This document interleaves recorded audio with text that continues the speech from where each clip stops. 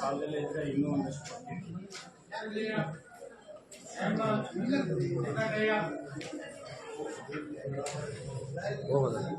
Okay.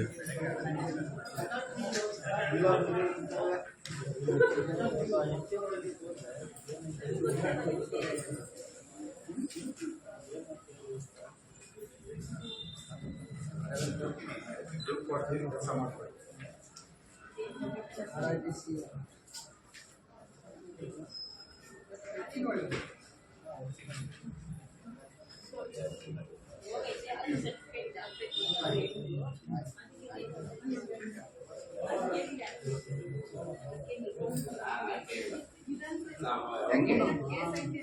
ದುಡ್ಡು ಕೊಟ್ಟು ಕೆಲಸ ಮಾಡ್ತಾರೆ.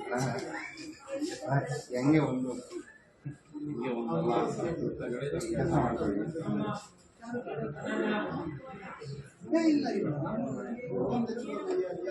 ಎಲ್ಲ ಸರಿ ಇದೆ, ಡಾಕ್ಯುಮೆಂಟ್ ವಾಪಸ್ ಕಳಿಸಿ.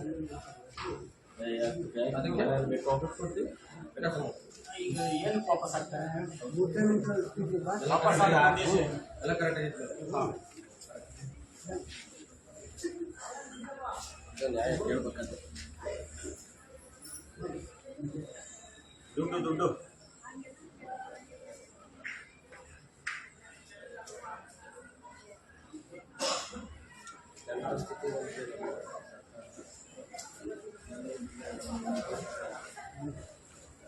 ಏಯ್ ನಾನೇ ಅಲ್ಲಿ ಹಿಡ್ಕೊಳಕಾಯ್ತದ ಕೊಡಪ್ಪ ಆಯ್ತು.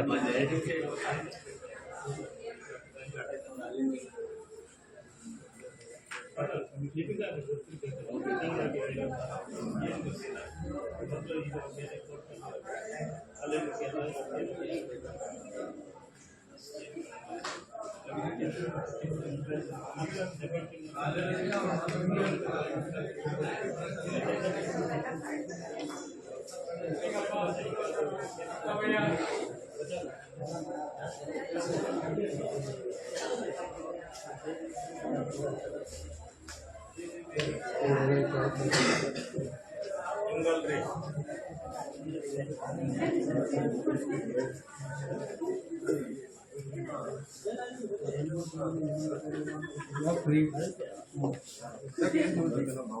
ದುಡ್ಡು ಕೊಟ್ಟು ಕೆಲಸ ಮಾಡೋದು.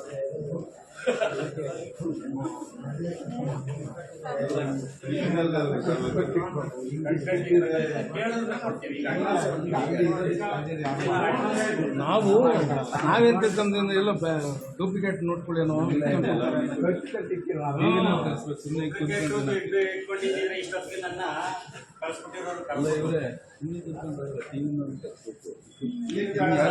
ಒಂಚೂರು ಬಿಟ್ಬಿಟ್ರೆ ನಮ್ ಲೈವ್ ಆಯ್ತಾ ಇದೆ.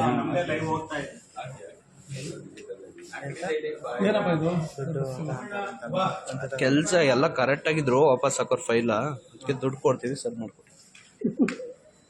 ಇದೊಂದು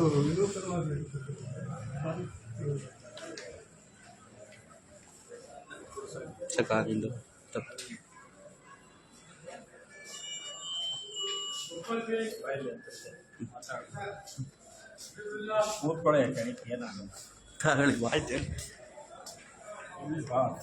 ಇಲ್ಲಿ ಓಡಾಡ್ಲಿ, ಅವ್ರು ಓಡಾಡ್ಬೇಕಲ್ಲ.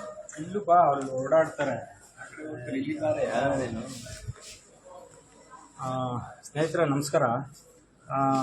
ರಾಜ್ಯ ಮಾಹಿತಿ ಹಕ್ಕು ಮತ್ತು ಸಾಮಾಜಿಕ ಕಾರ್ಯಕರ್ತರ ವೇದಿಕೆಯಿಂದ ಇವತ್ತು ಒಂದು ತುಮಕೂರು ಉಪವಿಭಾಗದ ಎಸಿ ಕಚೇರಿಯಲ್ಲಿ ಒಂದು ಕುಣಿಗಲ್ ತಾಲೂಕಿಗೆ ಸಂಬಂಧಪಟ್ಟಂತೆ ಒಂದು ಪಾಣಿಯಲ್ಲಿ ಏನಾಗಬೇಕಾಗುತ್ತೆ, ಎಫ್ ಐ ಡಿ ಮಾಡಿಸೋಕ್ಕೆ, ರೈತರು ರಾಗಿ ಹಾಕೋದಕ್ಕೆ ಎಫ್ ಐ ಡಿ ಮಾಡಿಸೋದಕ್ಕೆ ಮತ್ತೆ ಪರಿಹಾರ ತಗೊಳ್ಬೇಕಾಗ್ಲಿ, ಇನ್ನೊಂದಕ್ಕೆ ಪಾಣಿಯಲ್ಲಿ ಒಂದಷ್ಟು ಏನಾಗಬೇಕಾಗಿತ್ತು, ಗೌರ್ಮೆಂಟ್ ಅಂತ ಬರ್ತದೆ, ಸರ್ಕಾರಿ ಅಂತ ಬರ್ತದೆ, ಅದನ್ನ ನಿಬಂಧನೆಗಳನ್ನ ತೆಗಿಬೇಕಾಗಿತ್ತು. ತೆಗಿಯೋದಕ್ಕೆ ಅಂತ ಹೇಳ್ಬಿಟ್ಟು ಫೈಲ್ ಹಾಕಿದ್ದಾರೆ.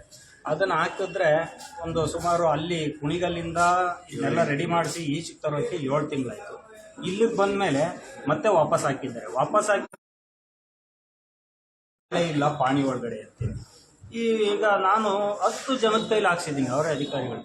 3-9 ಎಲ್ಲ ಚೆನ್ನಾಗಿ ಕರೆಕ್ಟಾಗಿ ತಾಳೆ ಐತೆ, ಒಂದು ಚೂರು ವ್ಯತ್ಯಾಸ ಇದೆ. ಅಂದರೆ ಇದ್ರ ಅರ್ಥ ಏನು?